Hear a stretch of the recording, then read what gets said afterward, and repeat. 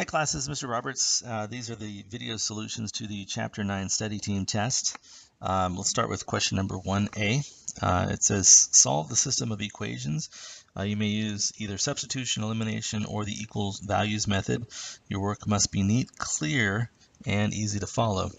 Coincidentally, remember when we're looking at systems of equations, it is possible, because kind of big picture, what's happening when we're solving a system is we're finding the place where two lines perhaps meet on the xy axis. Well, a couple things are possible. It's possible that two lines intersect at a single point, and we find those points all the time. That's typically what we're trying to do, is find the xy value that makes both equations true simultaneously. But also remember, it's possible that two lines that you end up with are parallel to each other, and they never intersect. When that happens, we typically get a situation where we end up with a contradiction, and we end up writing down that there's no solution because essentially the lines are parallel and they don't intersect.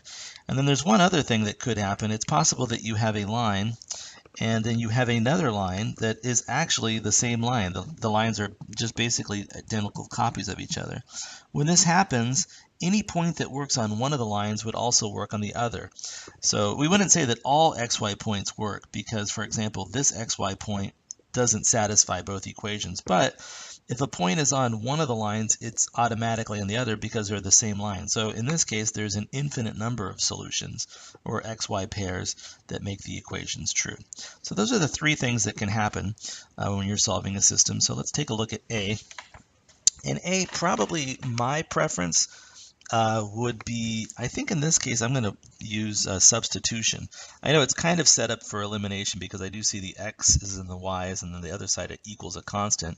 However, it's just too tempting to get y alone in this second equation. So if I subtract 6x from both sides, this becomes y is equal to negative 6 times x plus 8. So this ends up being a perfectly valid substitution for y.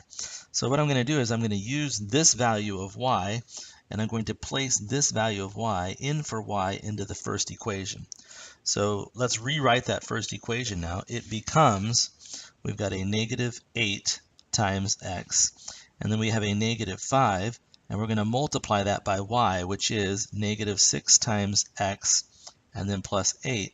And on the other side, we got that equals a 26. So again, you can see what I've done is I've used this negative 6x plus 8 in place of y. That's the substitution. Now I can see I have an equation with just the single variable x, so it's a matter of just solving this equation for x. And to do that, I'm going to go ahead and use the distributive property.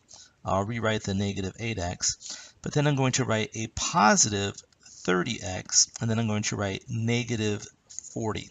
So what I'm doing here is I'm multiplying negative 5 times negative 6x, and I'm multiplying negative 5 times a positive 8. So negative 5 times 8 is the negative 40, and negative 5 times negative 6 is positive 30x. So that's what the left-hand side becomes, and over on the right-hand side we still have the number 26. Now if I combine my like terms, when I have negative 8 and I combine that with positive 30, that becomes a 22x minus 40, and that equals the number 26. And now what I'm going to do is add 40 to both sides.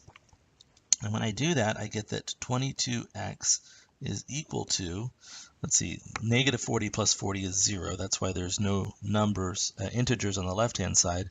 But 26 plus 40 is 66. So if I divide now both sides by 22, we get that x has to equal 3. So we've got part of our solution. We know that x is the number 3. And the nice thing is now that I have y alone, from the very beginning here, I can take this value of x that I found, right? We just found that x was 3, and I could plug it into this second equation, or this equation where y equals. So I could say y is equal to negative 6 times x, which we found was a positive 3, plus 8. Negative 6 times 3 is equal to a negative 18, and then negative 18 plus 8 is negative 10. So y is equal to negative 10. So I have my solution, and it is an ordered pair. These two lines would meet at the point where x is 3 and comma y is a negative 10. So that's what your solution should look like, an ordered pair x comma y. Let's go ahead and look at B while we're here. So in part B, let's see, as I look at this, probably I'm going to want to go with elimination. And actually, it's set up so that I could eliminate either variable pretty easily, right? I'm going to go ahead and choose to eliminate the x. So that means I'm going to multiply the top and bottom, or both the left and right hand side of this equation by the number positive 2. So when I do that, I'll just go ahead and rewrite that equation. It becomes a negative 4x. Again, I took negative 2x and multiplied it by positive 2. And then I'm going to have minus 18y. Again, that's negative 9y times a positive 2. And then finally, that's going to equal the number 22. Now, let's rewrite the first equation down below that. So the first equation was 4x plus 18y, and that equals the number negative 25. So if I combine these now, negative 4x and 4x is 0. And negative 18y plus 18y is 0. And over the other side, I have 25 plus negative 25, which is equal to negative 3. So you can see what's happened here. I have this statement, 0 is equal to negative 3, which is clearly a contradiction.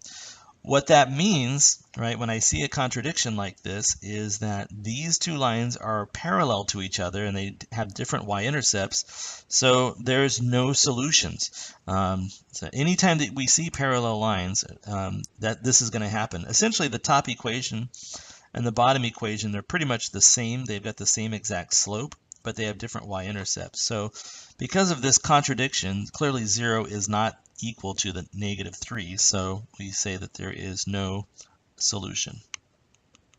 Now, if I'm a little concerned that I may have made a small mistake, and I don't think I have in this case, I might want to try and graph both equations and just verify, or rewrite the equations in y-intercept form so I can see that indeed they have the same slope but different y-intercepts. We have 3 pretty quick multiple choice questions. Which exponential function has an initial value of 8? Well, if you remember, exponential functions are the form y equals a times b to the x power. B is my multiplier. It's what I continue to multiply by. And depending on what x is, I'll multiply by that many factors of b. And a is my initial value. It's what I have essentially when x is 0. That's my starting value there. So if I'm asked for which one has an initial value of 8, that would be the one that has 8 in the place of a. And it has to be an exponential function, so that would have to be d. In d, I've got f of x equals 8 times 3 to the x. This is my initial value, and my multiplier is 3. So this sequence would go 8, and then 3 times 8, 24, and then 24 times 3, etc., etc. The next one says, which exponential function has a multiplier of 1/2? Well, we just talked about it. That's this value b. It's what I'm continuing to multiply by. And I can see that the only one that has b in the position of the multiplier is a. So that is, it's got an initial value of 32, and then we take half of that, 16, and half of that, 8, and half of that's 4. So as x is increased, we're multiplying by more and more factors of 1/2. And for each additional factor of 1/2, we're cutting our output value in half. Let's see. Number 4, which values of x make this equation true? Well, it's important to note that this is an absolute value equation, and we solve these not by just ignoring the absolute value, but remember this has to get into 2 separate equations that are separated by the word or, and this comes up later in the test, so let's take a look and just review this. The 2 equations would be, one of them is a 4x minus 2 is equal to negative 26. Now, here's what we're saying. This thing inside of the absolute value is either a positive 26 or it's a negative 26. And I just wrote down the case that it's a negative 26.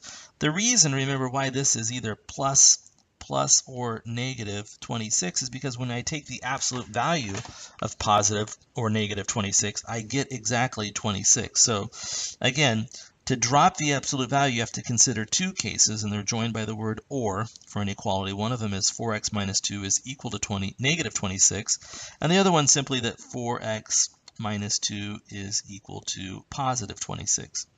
Now I can add 2 to both sides. That gives me that 4x is equal to, let's see, if I add 2 there, that would be a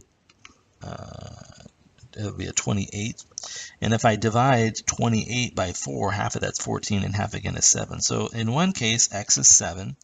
And I can see a couple of my answer choices have a value of 7, right? So it could be either A's got a 7 or B's got a 7. But it's going to depend on what the other value is. So the other value, if I solve this, I'm going to add a 2 to both sides again. That gives me that 4x is equal to a negative 24. And then when I divide both sides by 4, that's 12, I get a 6. So x is equal to negative 6. So for this one, my solution is where x is equal to 7 or negative 6, and that's choice D. So that's that. Let's see the next one here. Which inequality is represented on the number line? And it's kind of hard to see on the test, but that is an open circle. Remember, open circles are either greater than or they're less than. If this was a solid dot, if it was filled in, that means it could include that point, so it would be greater than or equal to or less than or equal to. In this case, it is less than because all the values that are shaded are to the left of that point. So this is my symbol, and my x's are just less than 5. And that choice is clearly not C, and it's not A or D, or B rather, it is D. Yeah, so here's my answer. X's are less than 5. Question 6 rather gives us two tables, and it asks us to supply the missing values and a function rule that would generate that table, belongs with that table. So this is nice because we're looking at our multiple representation web. One of them is the equation and the other one is a table.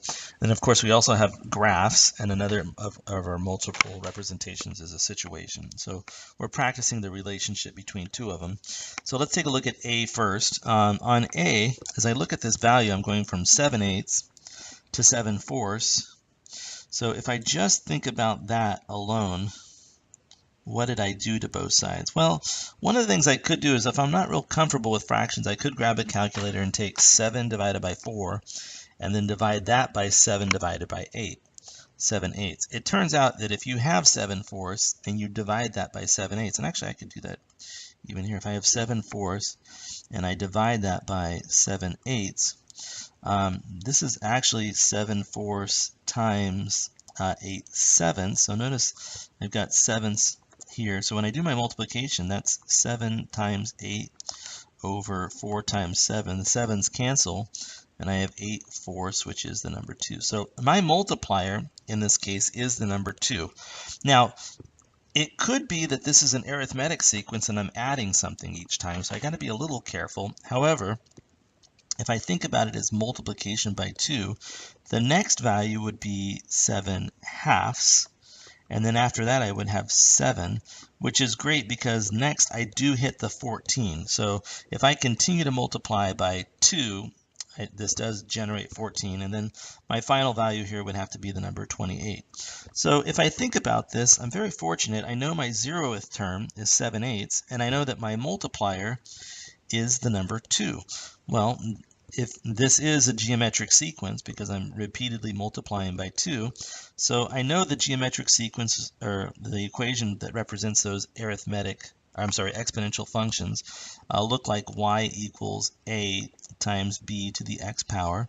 Here a, my initial term, my 0th term rather, is 7/8, so I've got 7/8, and then I'm multiplying that times b, my multiplier is 2, and to the x power. So that's a. 7/8 times 2 to the x power, and that'll produce exactly all those values if a is 0, 1, 2, 3, 4, 5. As I plug those in and evaluate it, sure enough, when I plug in x is 5, I will get 7/8 times 2 to the 5th is indeed 28. So let's take a look at the other function. This one I've got -9, and I go to -3. So there's kind of a clue here. I could be perhaps multiplying by 1/3, except if I do that same thing here, if I multiply by 1/3, I definitely do not get 9 to 15. So I'm not multiplying.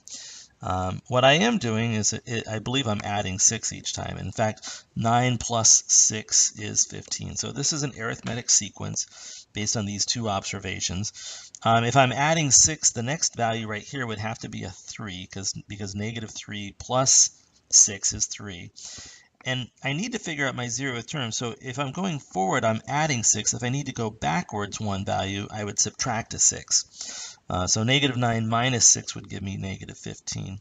And then now that they're all written down, I can, comfortably say negative 15 plus 6 is negative 9, plus 6 is negative 3, plus 6 is 3, plus 6 is 9, plus 6 is 15. So it's repeated addition of 6. And remember, this is an arithmetic sequence. So we typically write this y equals mx plus b. M is what I'm continuing to add. I keep adding more 6s, right? It's my multiplier, it's my slope, it's how much y changes as x changes. So that's the value of positive 6. And my 0th term is negative 15. That's where it begins, at the 0th term. So this function would look like y equals 6 times x and then minus a 15. Question 7 is, it says simplify, and by far this is the one task that students, you've told me in the class that you guys are consistently uneasy with. This is still kind of a difficulty for you. So I'm going to probably include some additional practice for this on the sway. So when you come in and how you got to this video, I'm going to try and put some more questions like this there with their answers. I think you just need to practice some more. So let's go ahead and take a look at A. So the first thing I see is that I'm raising something to the negative second power. So what I want to do is I want to think about, well, what happens if I take this thing that I'm raising to the negative second power and I rewrite it so that it's not to the negative second power, but it's to the positive second power. In other words, I'm using the fact that x to the negative power is the same thing as the reciprocal 1 over x. So I'm going to choose to rewrite this first kind of factor group as 1 divided by, and then in parentheses still, 3ab squared, and then squared. So the big change here is by moving this to the denominator, it became a positive 2. So that whole group changed so that it looks like this. And then I'm just going to go ahead and rewrite the other part, right? It was parentheses 2a cubed and then squared, and I'll write all of that over 1. All right, so that's my first step. What I want to do now is I'm going to raise these powers to a power. And for example, if I have a to the b and that gets raised to the c power, right? That's simply a to the b times c power. And you can see this with a couple numerical examples. For example, if I have x to the second power and I raise that to the third power, that means I have 3 of these. I have 3x squared. So I can write x squared times x squared times x squared. So when I list them all out and count them, there are exactly 6 factors of x. It's x to the 6th power. Well, 2 times 3 is 6. So you can see this rule holds, right, if I'm raising a power to a power. Well, it's a little bit more complicated what we're doing here. I have a power to a power, but the thing that I'm raising to a power actually has 1, 2, 3 factors in it. I've got this 3, I've got the a, and I've got the b squared. All of those are being raised to the second power. So I'm going to raise each of them to the second power. Now I could write this all out. I could write 3ab squared times another 3ab squared, right? That's what this exponent means. It's I've got a base of x and I have 2 factors of x. So that means I've got an x factor and an additional x factor. So I could choose to write it out. If I did that, I would see I've got 3ab squared and then another 3ab squared. So I just write out 2 of them. Now when I do that, I've got a 3 times a 3, which is a 9. I've got an a times another a factor, which is an a squared. And I've got a b squared times a b squared, which is 4 factors of b to the 4th. So the shortcut way of doing that is realizing, look, I've got to take each one of these factors, the 3, the a, and the b squared, and I have to square it. So I could just write this down now as, 3 squared is 9, a squared is a squared, and b squared squared is b. That would be 4 to the 4th power. There'd be 4 factors of b. Now let's do the exact same thing with the numerator on the other side, right? This is 2a cubed squared. Well, long way, if I want, I could write it out, right? I've got a 2a cubed, and I'm going to multiply that by a 2a cubed. And 2 times 2 is 4, and then a cubed and a cubed is a to the 6th power, right? Short way, I can just say, hey, look, I'm going to raise each of these to the 2nd power. So in my numerator, I've got a 4 times a to the 6th power. And all of this is over still the number 1. Okay, so now, unfortunately, I'm running out of a little room, so I'm going to erase some of this stuff on the side here. Now what I need to do is combine them into one fraction and simplify where possible. So my numerator looks like 4a to the 6th power, and my denominator looks like 9, and then I've got an a squared and a b to the 4th. I urge you to be cautious. A lot of you will write the number 9. And if you're not intentional about this, it kind of looks like an a to you later, and I've seen you turn this into a cubed because you thought you wrote down a times a squared. So if I look at it, 4 and 9 don't have any common factors, so I know I'm looking at something that's got a 4 in the numerator and it's got a 9 in the denominator. And you can see that I've got b to the 4th, 4 factors of those in the denominator, and those are going to stay. They're not going to cancel out with anything. B to the 4th power. However, up in my numerator, you'll notice I've got a to the 6th.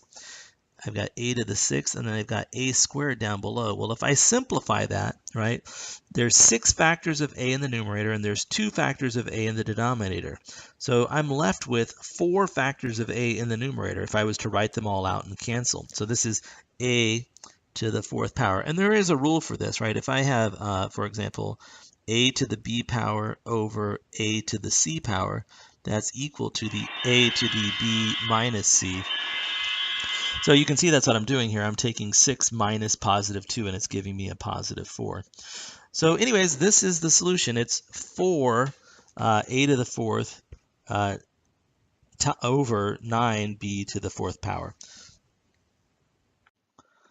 Let's continue with B. On B, probably what I'd like to do is kind of look at this as an x over 1 times x over x cubed, and then we'll deal with the other part with the y's in a moment. But if I'm looking at an x over 1 times x over x cubed, I know that that's the same thing as x squared over x cubed.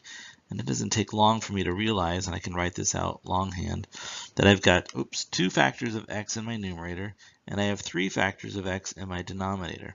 And if I go ahead and create the giant 1, you can see that I'm left with 1 factor of x in the denominator. So far we're up to 1 over x as part of our solution. Now we're multiplying that by y to the negative 2nd over y. And if I think about the y to the negative 2nd, right, that's the same thing as 1 over y squared. That's just the definition of a negative exponent. So I can combine that with the fact that I'm multiplying it by a 1 over y, right? I've got y to the negative 2nd, which is 1 over y squared, times another y down in the denominator. So this ends up becoming 1 over y cubed. Now, if that's what I have, you can see my answer is just going to be the product of the 1 over x and the 1 over y cubed. So that is my final answer. It's 1 over an x times a y to the 3rd power.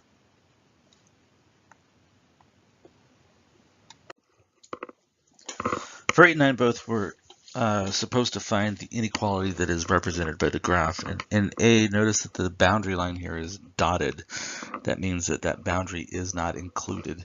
Whenever we have a boundary line that's not included, we're either saying that the y values are strictly greater than or less than. In this case, because we're shading above that boundary line, y's will be greater than. And the rest of this is just a matter of identifying the linear function that defines the boundary line. The 2 key values here, of course, are the y-intercept, which is clearly located at 4. And the other boundary, or the other condition here, is the slope of this line. And if I take a look at it closely, I can see that it appears to be for every unit that every every time I decrease 1, I'm going over 1, 2, 3 to the right. So that's a slope of negative 1/3. So the boundary line is the equation y is equal to negative 1/3 x plus 4. But because this is shaded above that boundary line, our inequalities, or y's, are greater than negative 1/3 x and then plus 4. Now for b, this time you can see that this time we're shading below the boundary line, and it's a solid line. So because it's below it, y's will be less than or equal to, again, it's or equal to because the boundary line is solid. And then again, our two key values here, we've got a y-intercept at 2. And the other thing that we have is that the other thing that I see is if I'm starting here, I'm increasing my y values 3, and then I'm increasing x by 1. So I have a slope of up 3 over 1. So the equation of that boundary line is y's are equal to 3x plus 2. And because it's an inequality with a solid boundary line, my solution is y's are less than or equal to 3x plus 2. And essentially what we're saying is any value that's in this region, I don't care which one you pick, would make this inequality true. These values would satisfy the inequality. So for example, if x was indeed 3 and y was 1, if I come up here and I say x is 3, that's 3 times 3, and then plus 2. And the question is that greater than or equal to the number 1? Well, yeah, sure. Y1 is definitely less than 9 plus 2 or 11. So, and that'll happen anywhere in the shaded region. For 9a, my preferred technique is to use fraction busters. So you can see both of these have one has a denominator of 5 and the other has a denominator of 10. And it turns out if I multiply both sides of that equation by the value 10, it'll completely eliminate the fractions. So for example, I'm gonna write out all the steps here, but in my numerator on the left-hand side, I would have 10 times the quantity of 3x minus 3, and all that's divided by 5. Over on the right-hand side, I've got 10 times the quantity of 15 plus 3x, and all that's divided by 10. So you can see I clearly multiplied both the left and the right-hand side by 10. Over on the right-hand side, because I have a common factor of exactly 10, we can eliminate that. And on the left-hand side, we do have a common factor, but it's only a common factor of 5. And when I eliminate that, I'm left with a 2 in the numerator. So by using fraction busters, this equation has become 2 times the quantity of 3x minus 3 on the left-hand side. And on the right-hand side, we have 15 plus 3x. So you can see there's no more rational algebraic expressions to deal with. Everything is just nice numerators only. Then a couple obvious steps here to solve this. I'll use the distributive property on the left-hand side.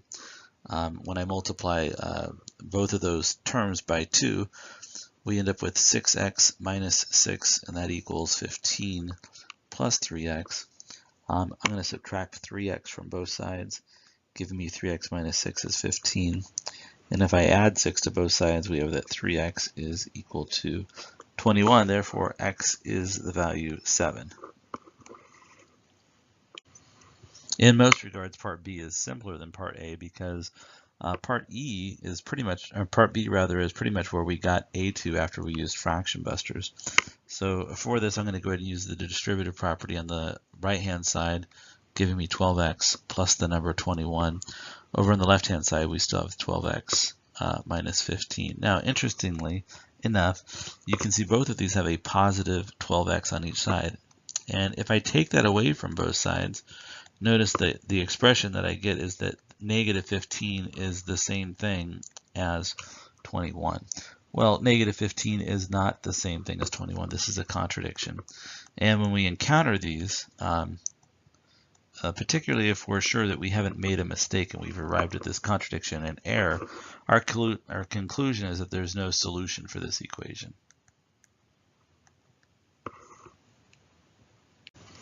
For question 10, we're asked to identify the boundaries of the solution region for a system of inequalities. These are both linear equations, so let's consider the boundary lines first. So for the first equation, the first inequality rather, it has the boundary condition y is equal to negative 1/3 x plus 4. This boundary line will be a dashed boundary line because it says y's are strictly greater than that. We can come up here and I'll use green for this function. On the y-axis we have an intercept of 4, and then I'm going to go down 1 unit and over 1, 2, 3 units. And I can continue this pattern repeatedly. Also, I can go up 1 and back 3 on the other side if I want to continue that, up 1 and back 3. So at that point, I've got a good idea of where my boundary line is, and I'm just going to go ahead and draw the dashed line that goes through that. And again, because the inequalities was that y's are those things that are greater than that, I'm just going to indicate with a small arrow here that we're shading above that boundary line. Let's do the same thing for the second inequality. This time I'll use, I guess, this blue color. The equation of the boundary is y's are equal to 3x plus 3. So our y-intercept there is at positive 3, and I have a slope that's up 3 over 1. So from there I go up 1, 2, 3, and then over a unit, up 1, 2, 3, and over 1 unit, up 1, 2. And then I'll also go down 3 and back 1 to kind of finish off where the points are on the other side here. Now that I've got these points indicated, right, I need to draw that boundary line, and it is solid. So I'm just going to connect these dots. And my solution for this are those things that are less than or below that line. So I'm going to shade. I'm just going to put this small arrow here. So what we're looking at are the things that are below the blue line and above the green line. And it turns out that the only region where both of those true is right here. So this region that I'm highlighting in this yellow color is the solution to both inequalities. If I pick any point in that zone, it'll satisfy both the first and the second inequality. So that's my solution region. Question 11, there's an exponential curve in the form y equals a times b to the x that goes through these 2 points, 2, 1/6, and 4, 2/3, and we need to find what that is. Now, just given 2 points, the function actually could be linear, it could be quadratic, or it could be exponential. So the fact that I'm telling you it's exponential indicates the technique that we need to use to find the points. Now, when we have an exponential curve of the form y equals a times b to the x, this equation has 2 variables. The variables are x and y, but it also has 2 parameters. These parameters end up being constants once we figure them out, and they basically define the function. Our 2 parameters are the 0th term, and that's the value of a. So when x is basically 0, that's the value that we get. And the other parameter is our multiplier. This is what we're continuing to multiply by. Now I'm going to go ahead and take the 2 values that I have and plug them into a table. So these will be x values and y's, and I've got 0, 1, 2, 3, and 4. I know that when x is 2, I have 1/6, and I know that when x is 4, I have the number 2/3. So I know, because I'm told that this is an exponential function, that I'm going to be using repeated multiplication. So the question is, what do I multiply 1/6 by twice in order to get the number 2/3?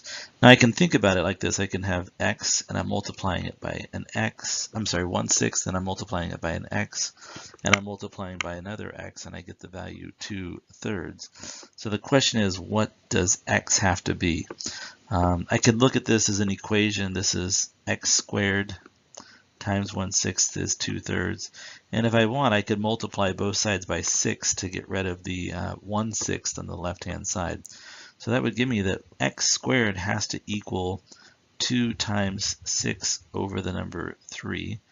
And 2 times 6 is 12. 12 divided by 3 is 4. So if x squared is equal to 4, that would indicate that x has to be the number 2. So my multiplier is 2, and I can verify that by starting with the 1/6. If I multiply that times 2, I would get 2/6, which is the same thing as 1/3. And if I take 1/3 and I multiply it by the number 2, I would get 2/3. So this is exactly what's going on. I'm multiplying by the number 2 each time. Now I need to go backwards in 2 steps to figure out what my 0th term is. So if I'm moving forward and I'm multiplying by 2, that means to go backwards I would have to divide by 2. That means this term, my first term, would have to be 1/12, And if I divide by 2 again, this would have to be 1/24. So we can see that we have our 0th term now as 1/24, and our multiplier is the number 12. So our equation is y is equal to 1/24 times 2 raised to the x power. So question 12 had two absolute value inequality problems. These are probably some of the more difficult things that you encounter in Math 1.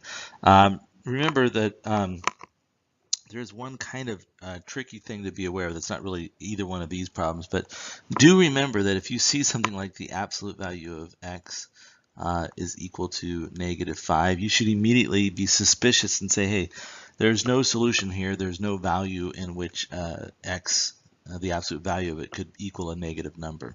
Another place where you probably should be suspicious if you is, well, not suspicious rather, but if you see something like this, right, 3 times the absolute value of 2x plus 1, and you can say that that equals, I don't know, I'll say 12. When you see something like this, it's probably a good idea to isolate the absolute value first. I suggest dividing both sides by 3 and then proceeding from there. The two problems that we have right here are in that situation where the absolute value is already isolated, and we're just going to proceed from that point. Now, we have inequalities, though. We've got a greater than and we've got a less than, and I always exaggerate this, but I'm not going to do it on this video. But the first one is greater than, so I know that these are joined by the word or. Over here I've got less than, so these are going to be joined by the word and. So when I break this up, right, I don't just ignore the absolute value part and the inequality. There's two things that happen. There's two things that are possible. So I'm going to write both of those cases down. So the first thing is that I could have 5x plus 7 could be, and I'm going to flip the direction of it, less than a -22. And then, or I could have that 5x plus 7 is greater than 22. So in the one hand, over on the right hand side of the or here, I'm keeping everything exactly the same. And over on the left hand side of the or, I'm keeping the 5x plus 7. I'm flipping the direction of my inequality because I'm essentially multiplying by a -1 to get the -22. Now that I have those, right, I solve both of them exactly the same, except I'm starting out with different values, and my inequality is going different directions. So in the first case, I'm going to add, actually, I'm going to subtract 7 from both sides, both times actually. So this gives me that 5x is less than -29. And if I divide by 5, I get that x is less than -29 and then over 5. So -29/5, which is -5 4/5. So if I want to, I can go ahead and mark it. It's -5 4/5, which is pretty close to the number 6. So I'm going to put an open circle there because it does not include that point. That's just the boundary point. And I do see that x's are those things that are less than that. So I am going to be shading things off this direction. So anything that direction would make that part of the inequality true. And then on the other side of the or, let's go ahead and finish this off. Again, I'm going to subtract 7 from both sides. So that gives me that 5x is greater than a 15. And if I divide by 5, I get that 5 is greater than the number, or rather x is greater than the number 3. So this is the other part of the or. So one of these things are true. Either x's are less than -29/5 or x's are greater than 3. So again, here at the number 3, I'm going to place an open circle indicating that 3 is not included in the solution, but anything that is greater than 3 is included. So there's my solution for A. For B, I know that the left and right hand side are joined together with the word and. Over on the left hand side of the and, I'm going to write the 3x plus 6. Same exact pattern, less, oops, I need to flip the direction of the inequality. So this would be greater than or equal to a -27. And on the other side, I'm going to have 3x and then plus 6 is less than or equal to 27. Whoops. And so you can see the same thing, right? I'm keeping, for over here on the right hand side of the and, I'm keeping the 3x plus 6, I'm keeping the direction of the inequality, and I'm keeping the positive 27. Over on the left-hand side of the and, I've kept the 3x plus 6, I flipped the direction of my inequality, and I've got that it's now negative 27. So same two steps, I'm going to subtract 6 from both sides, and then I'm going to divide both sides by 3.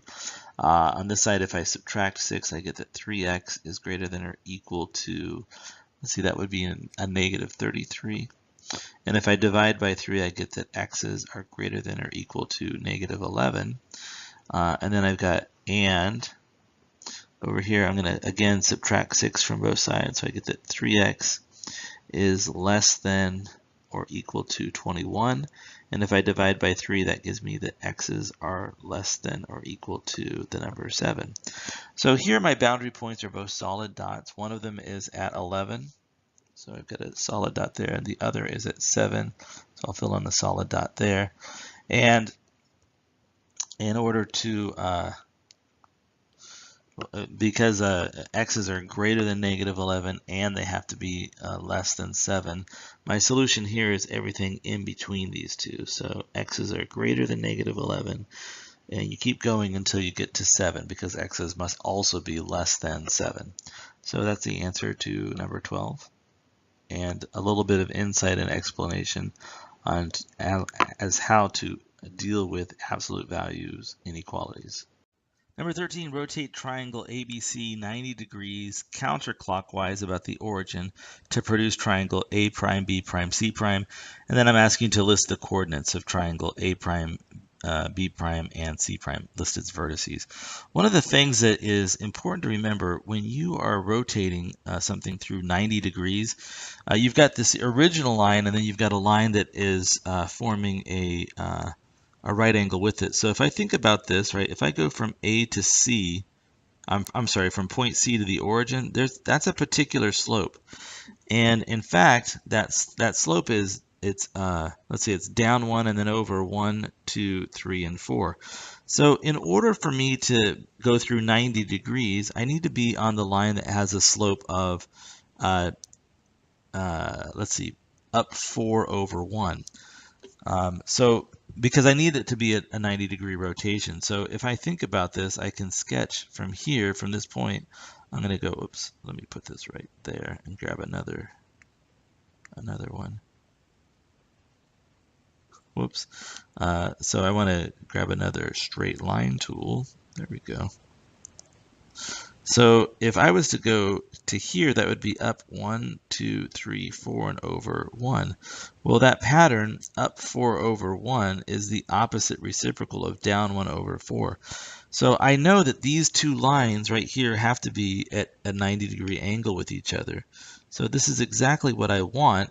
This point, turns out, has to be where C prime goes. Now I can think about that for all of the points, or I can just kind of notice the pattern here. This point was at negative 4 comma 1. This point is at negative 1 comma negative 4. So if you look what happens, it appears that I'm taking the opposite of y, and that becomes x, right? This y is taking the place of x after I do the 90 degree rotation, and I'm taking and then I'm just leaving I'm leaving the x exactly where it is, and it's just moving to y. It kind of makes sense intuitively when you think about it, because we know that 90 degree angles, the x and y's have to change, right? The change in x and change in y have to flip because it's a reciprocal, but also the sign of one of them has to change because it also has to be the opposite. So if I was to do the same thing for point B, I can see B is going to end up going all the way over to negative 3, negative 10. So let me sketch that negative 3 and then way down here at negative 10. So this is where B goes to. And again, I could look at this line and look at it, but you know, B was it's back 10 and then up 3. So now what I'm going to do is I'm going to go back 3 and then down 10. And then A, same thing. Instead of going back 7 and then up 9 for A, I'm going to go back 9 and then down 7.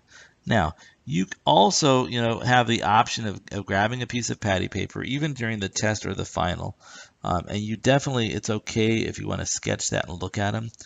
But those coordinates right there line up with the rotated triangle. Let me go ahead and connect those dots. So this is 1, and this is 1, and this is the other. And then I guess I should have written down what those coordinates were. This is the coordinate of A prime, and down here is where B prime is. So if I was to, you know, as I rotate this through, you can see this shape is going to just come right here, and through the 90 degrees, it's going to land right on top of A prime, B prime, C prime. In terms of the answers, right, I can read these coordinates off of the graph, but A is clearly now at -9, -7. So back 9 and down 7. So A is -9, comma, -7. B has moved to -3, 10, right? So B primed is at -3, -10. And C is at -1, -4. And you can see all of those points are reflected right there on the graph. And you know, I encourage you to pause the video and kind of double check, make sure I put these in the right place. But that's where they go when you're doing a rotation of 90 degrees counterclockwise.